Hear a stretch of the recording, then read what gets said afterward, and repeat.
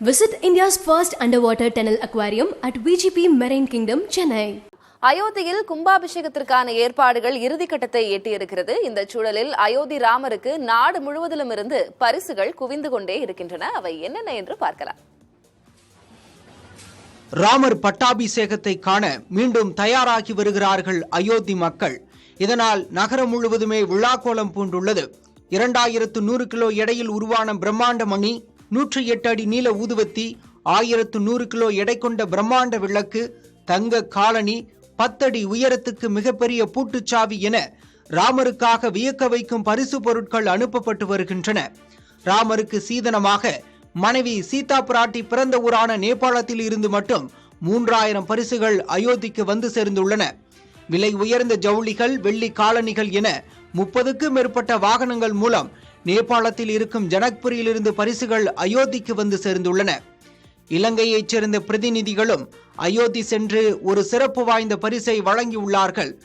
அசோக வட்டிகா என்ற பாறையில் செதுக்கப்பட்ட ராமாயண கதையை அவர்கள் பரிசாக வழங்கியுள்ளனர்.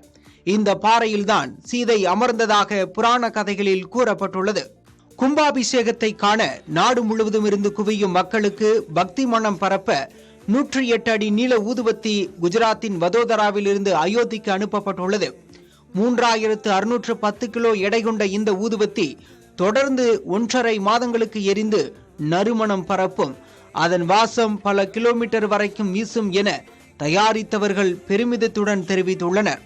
376 கிலோ தேங்காய் சிரட்டை, அதுக்கு இணையான மரப்பிசின், 190 கிலோ நெய், 1470 கிலோ பசுவின் வரட்டி, 420 கிலோ மூலிகை கொண்டு சுற்றுச்சூழலுக்கு உகந்ததாக தயாரித்துள்ளனர்.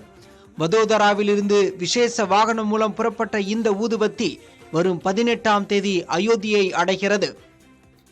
உத்தரப்பிரதேசத்தைச் சேர்ந்த பூட்டு தயாரிப்பாளர் சத்யபிரகாஷ் சர்மா 10 அடி உயரத்தில் 400 கிலோ எடையில் பிரம்மாண்ட பூட்டை தயாரித்து ராமருக்காக பரிசளித்துள்ளார். அதே போல லக்னோவை சேர்ந்த காய்கறி வியாபாரி அனில்குமார் சாகு 8 நாடுகளின் நேரத்தை காட்டும் பிரத்யேக கடிகாரத்தை பரிசாக வழங்கியுள்ளார். நாக்பூரை சேர்ந்த சமையல் கலைஞர் விஷ்ணு மனோகர் ராம் அல்வா என்ற பெயரில் 7000 கிலோ அல்வா தயாரிக்கும் பணியில் மும்முரமாக ஈடுபட்டுள்ளார். கும்பாபிஷேகத்திற்கு வரும் பக்தர்களுக்கு அந்த அல்வாவை பிரசாதமாக வழங்கப் போவதாகவும் அவர் அறிவித்துள்ளார்.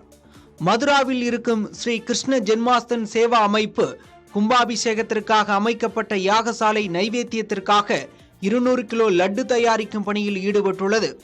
உலக பிரசித்தி பெற்ற திருப்பதி ஏழுமலையான் கோயில் சார்பிலும் அயோத்தி ராமருக்கு சிறப்பு பரிசு ஒன்று அனுப்பப்பட உள்ளது.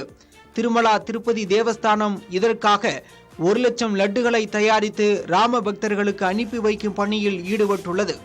Visit India's first underwater tunnel aquarium at VGP Marine Kingdom, Chennai.